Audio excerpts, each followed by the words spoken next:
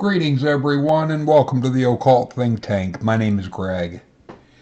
In this video, I am going to be talking about an idea that somebody mentioned that I find absolutely laughable. It makes me wonder if they've ever actually read the Bible. This video, as you will no doubt have already known, is called The Original Asshole. I could also have called it The Original Liar, even though Christians want to try and distort that. Well, they want to distort the serpent into being the devil, which it wasn't. But the original asshole is also the original liar and the one that set up the whole shebang in the first place. Because the person that I'm talking about, they had claimed that we have free will and that it had to be set up, which I think is an interesting choice of words, given the idea of free will versus determination. And they say it had to be set up in order for free will, choice, morality, and consequences to be put in place going forward.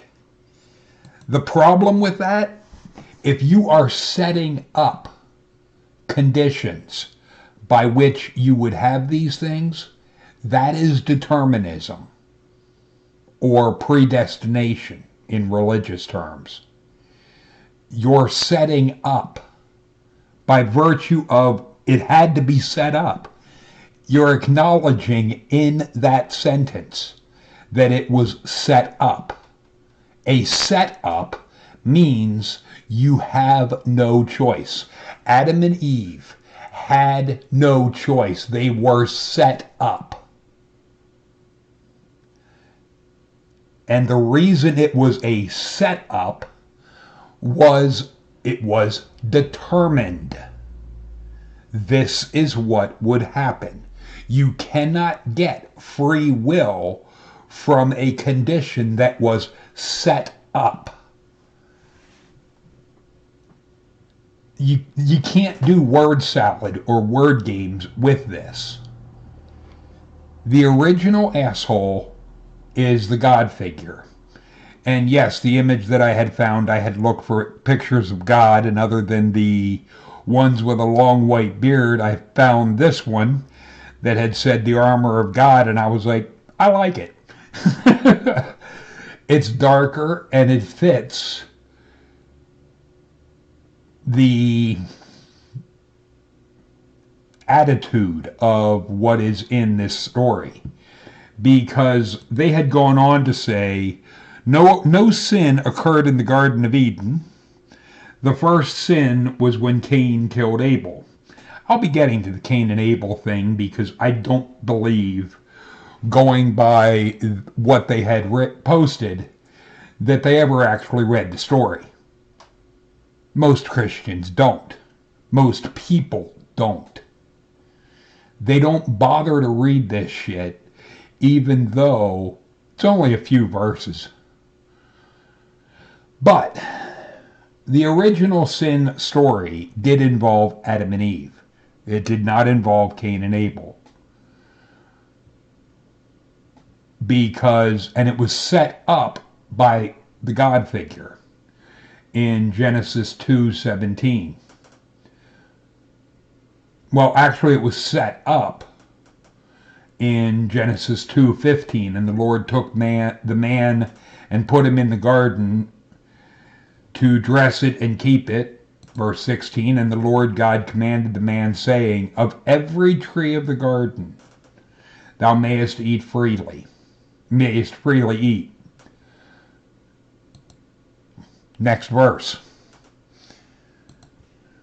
But of the tree of the knowledge of good and evil thou shalt not eat of it, for in the day thou eatest thereof thou shalt surely die. Well, to an animal, to something like a dog or a cat, something that does not have what we call free will, or that is consciously aware of its own mortality, this would be a meaningless threat. Just like with a child, telling a very young child, basically one that's just been born, if you do X, you're going to die. The child will have no conception of what you are talking about. It won't understand death. It's never seen anything die. It doesn't know what death is. We are not born with the knowledge of death on instinct.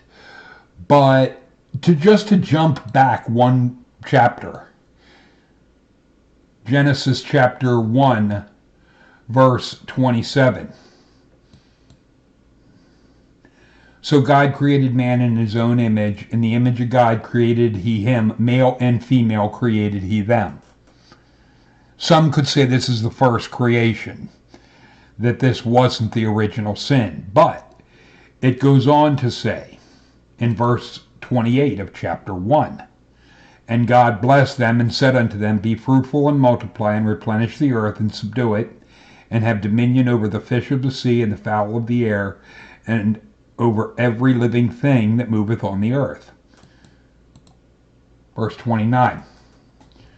And God said, behold, I have given you every herb bearing seed, which is upon the face of the earth, and every tree in which is the fruit of a tree yielding seed.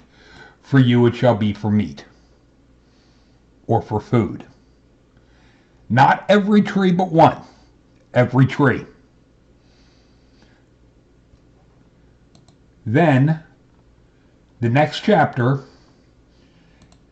at verse 17, this same God is saying basically every tree but this one, because this is the tree that will give you the ability to recognize good from evil. And that is something that is forbidden, which without the knowledge of good and evil, you do not have the ability to make a conscious choice of your own. So for a Christian to say God gave us free will, that is impossible, because by its own lights, it is making the knowledge that would enable free will forbidden. You can't in one breath say doing X is forbidden, but then the benefit that comes from doing X, oh, that was given to you. No, it wasn't. If it was made forbidden, it was not given to you. It was made forbidden. And that in the next chapter, the serpent, which was never the devil, by the way, it was just the snake, had said, you shall not surely die, which is a contradiction from what the character of God said. And it goes on to say, for God doth know, in the day ye eat thereof, then your eyes shall be opened, and you shall be as gods, knowing good and evil. Bear this in mind. It will come up at the end of chapter 3. This is why I contend these Christians have never actually read their Bible. They never even got through the first few chapters of Genesis, let alone to read the entire fucking Bible. I'm not asking that they read a whole lot, but if you're going to try and defend part of the Bible, try reading up on it first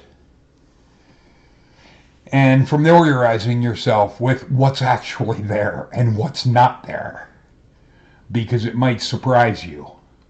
But in verse 7, and the eyes of both of them were opened, which is exactly what was stated at the beginning of verse 5. For God doth know, in the day you eat thereof, then your eyes shall be opened. Just 2 verses later, and the eyes of both of them were opened, word for what the serpent said would happen. But what about this latter part? You shall be as gods, knowing good and evil. What about that part? Well, that's down here in verse 23 of Genesis 3. Therefore, God sent him forth unto the Garden of Eden. Wait a minute, no.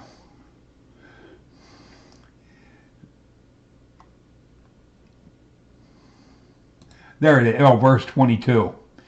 And the Lord God said, Behold, the man has become as one of us, to know good and evil. There it is. The other shoe has dropped.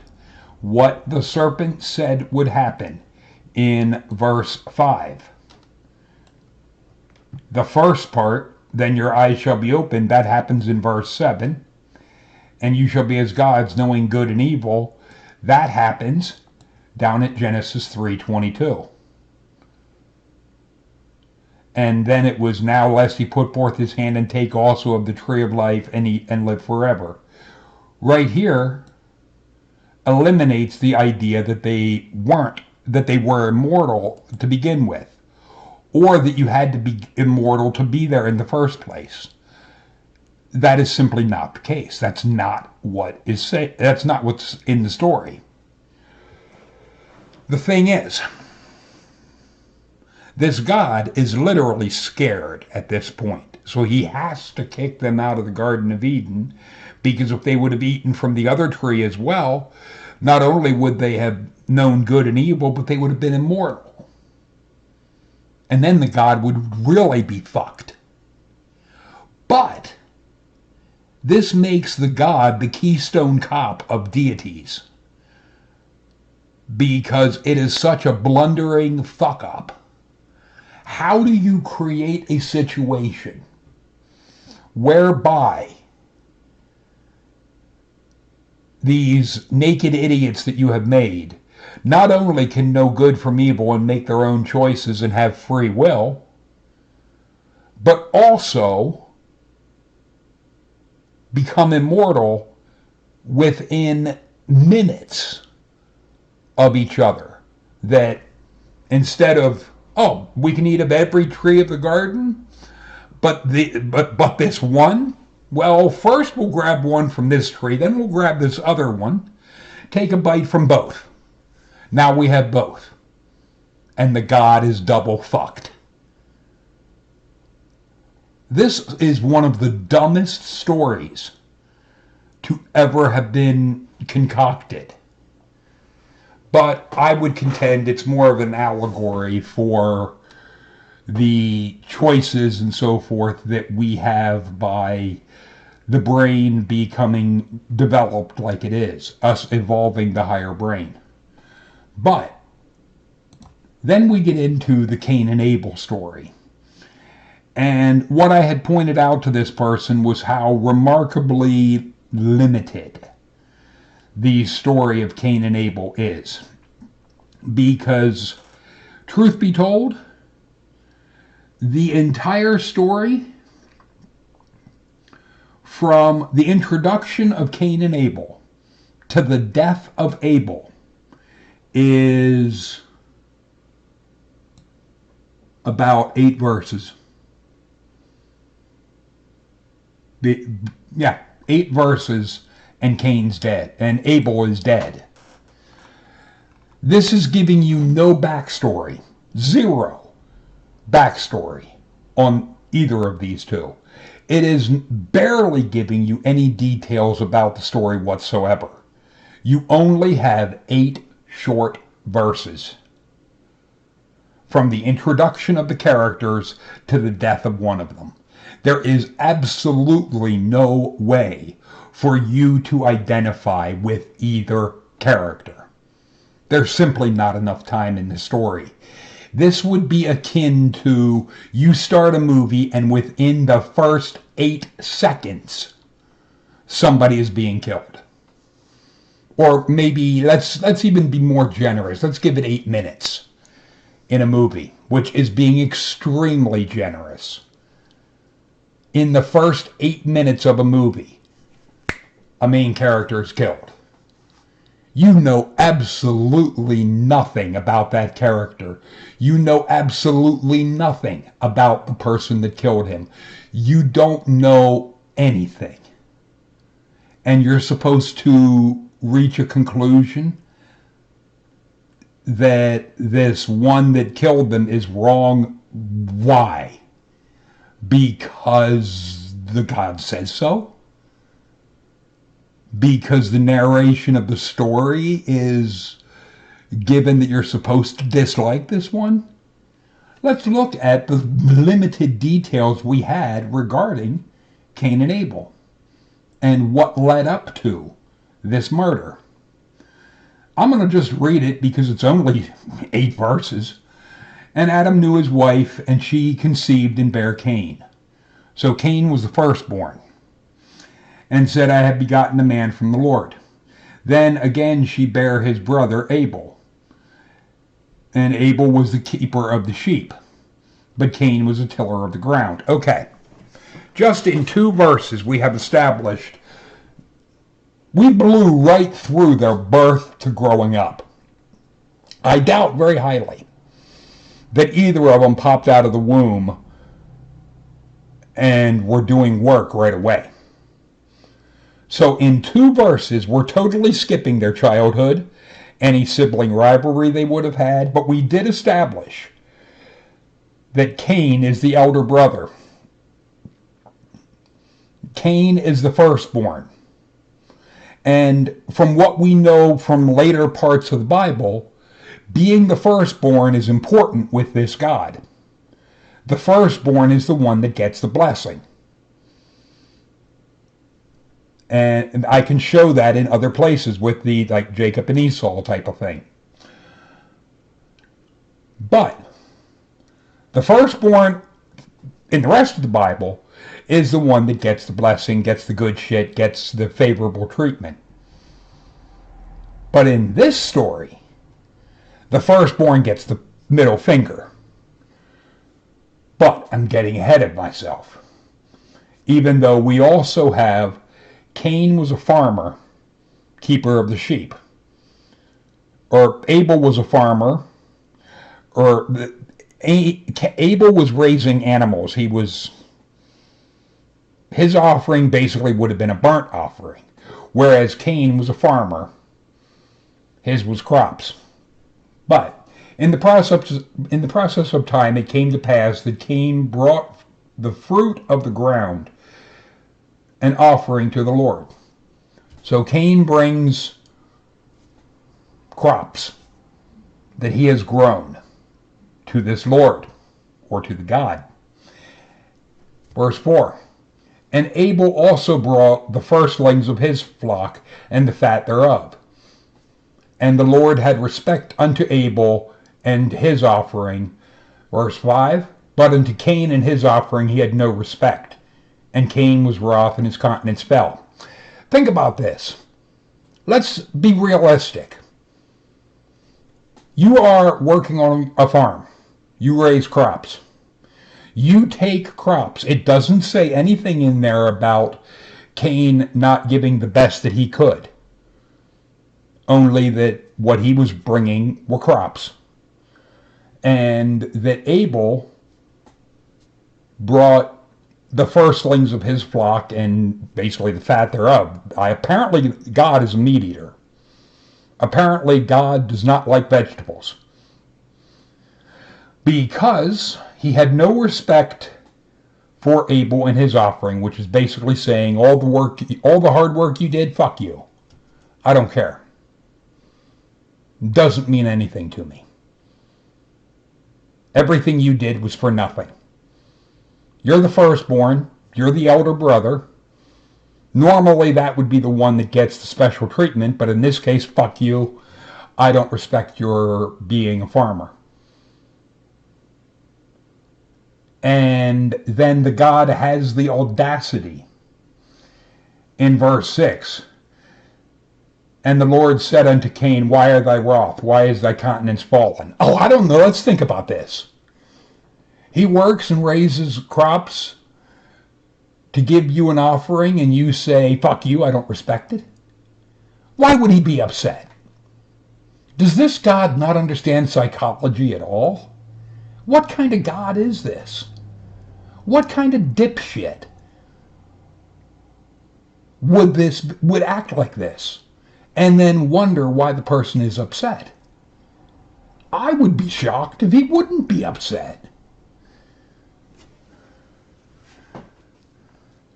And then in verse 7, if thou doest well, shall thou not be accepted? Apparently not.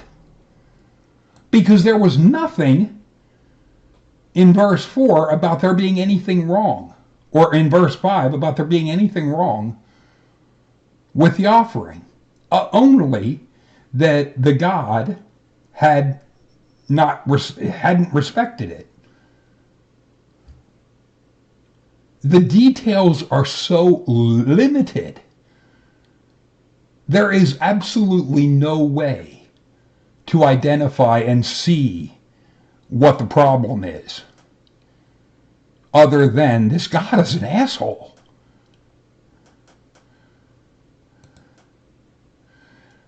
And then to say, if thou doest not well, sin lieth at the door. Who set that up? The one that set up this sin lying at the door is the God, by not having respect for the fact that Cain is a farmer. And then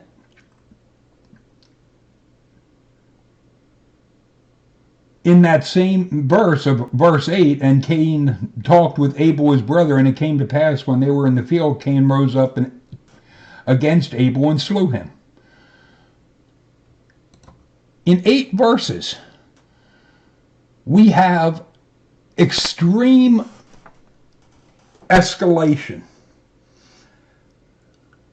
with extremely no detail regarding any of this. We know next to nothing about either of these characters, and we're expected to reach a conclusion. The only conclusion I can reach from this story is God is a dick. God is a dick that doesn't respect firstborns, doesn't respect farmers. If you're a farmer and you're a Christian, you're fucked. Point blank. God hates farmers. That's what I see as the message in Cain and Abel. God likes it if you have animals to give him a burnt offering, but if you're a farmer and you're raising crops, fuck you.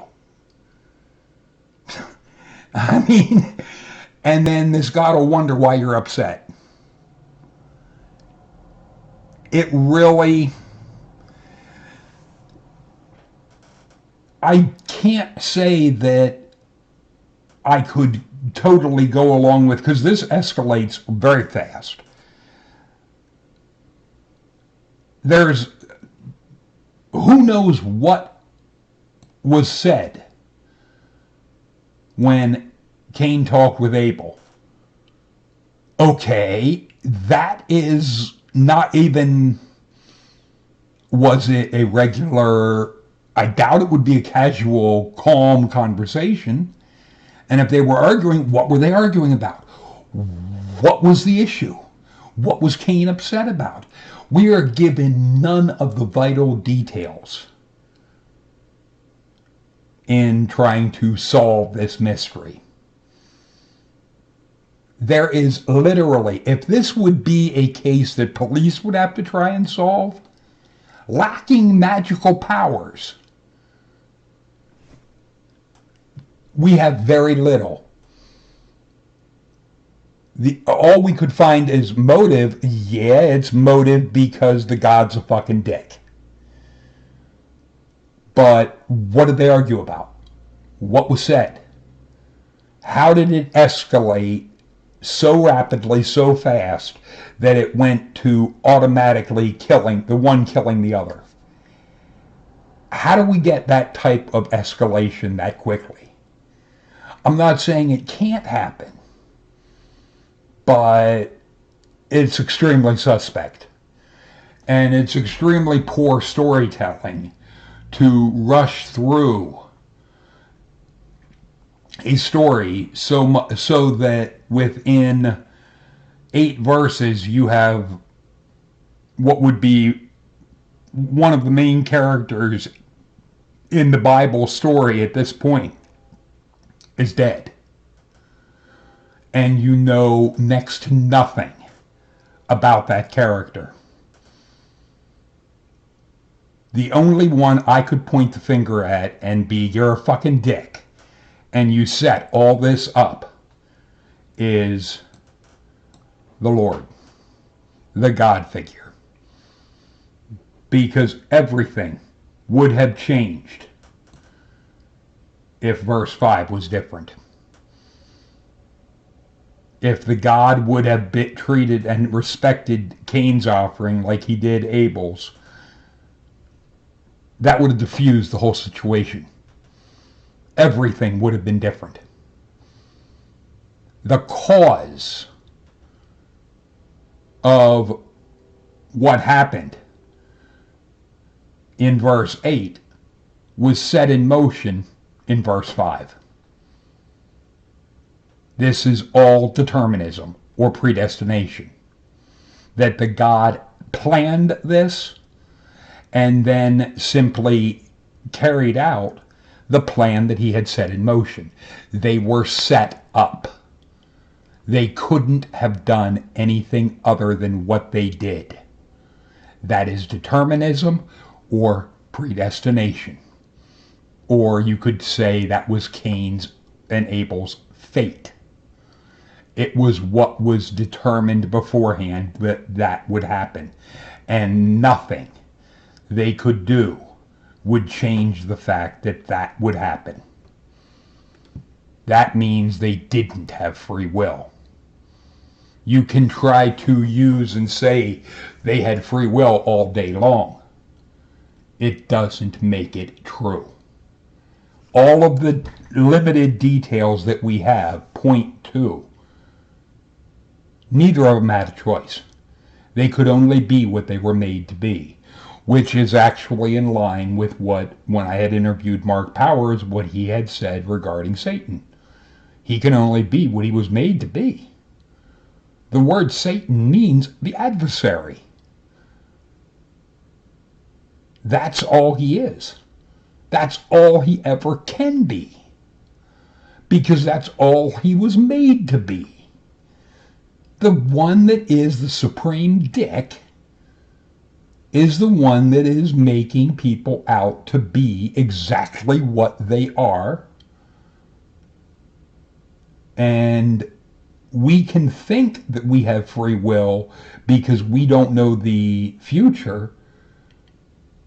But when you really get down to it and you look at it for what it is, no, all of this was predetermined. All of this was set up. From the moment you were born to the day you die, your entire life is planned out. This is what really pisses all over the idea of free will. Because all of the events that happen in your early childhood help to shape the person you become. Everything. I had heard it said that a child's outlook on life is formed by the age of 3 or 4. The early years are critical for a child. And if those early years are having abuse and even trauma to the point where what is termed the brain fragments, that for children that are sexually abused or physically abused, it creates what is called the dissociative identity disorder. It used to be called multiple personality disorder, where the brain will literally, in a self-defense mechanism, split into 2 parts in order to cope with the situation that the person is in. And that it will create an alter personality, one to endure the pain that they are feeling. And this fragmenting of the brain is permanent. Once that happens to a child, they will never be like they were when they were born. That brain is permanently fucked. So this idea that you can say you're sorry to a Jesus, once you have caused a child's brain to literally fragment, that child's life is fucked. There's nothing it can do to correct that condition. There is nothing medically that we can do to correct somebody that has multiple personality disorder. The damage is done. There is no going back. You can't undo it. That is where these things are critical. And it is where I lean more and more to the aspect of determinism. I've adopted more of a soft determinist because I do feel we need, even socially, to have the idea that we have free will. But when you factor in genetics, upbringing, all of the factors in life, the fact that we can have, and we do have, very good police officers and detectives that can do psychological profiles of somebody. They can't predict every move the person will make, but they can predict well enough to where they can say, okay, this person, one, they look like this to this, and get a general idea of what the person would look like. And based on their behavior, we can determine that they are going to do X, Y, and Z. To the point where that person can be apprehended. The analysis and so forth is that spot on, that they can apprehend somebody that fits this profile and then build the case afterward, convicting that person of that crime. The thing is, all of this points to more of a deterministic aspect of life. That it was determined based on the characteristics of what was cause and effect seen. That everything that happened, it fit the profile. This is why, but with the aspect of Cain and Abel, anyone that sides with the God, I would say, have you even read the story? It's only a few verses. I mean, come on. If you're caring at all about the Bible or God, I think you can read 8 verses. If you can't, then you really don't give a damn about this God and basically quit playing games.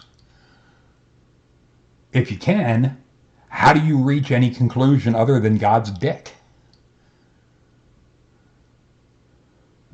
I would say, as far as stories go, this is the worst writing I've ever seen. This is the worst character development in any fictional story that I have ever come across. If there is a worse aspect of character development or lack thereof, please drop that in the comments section, because I don't think you can top this. But feel free to leave your thoughts and comments in the comments section. Talk to you later, people.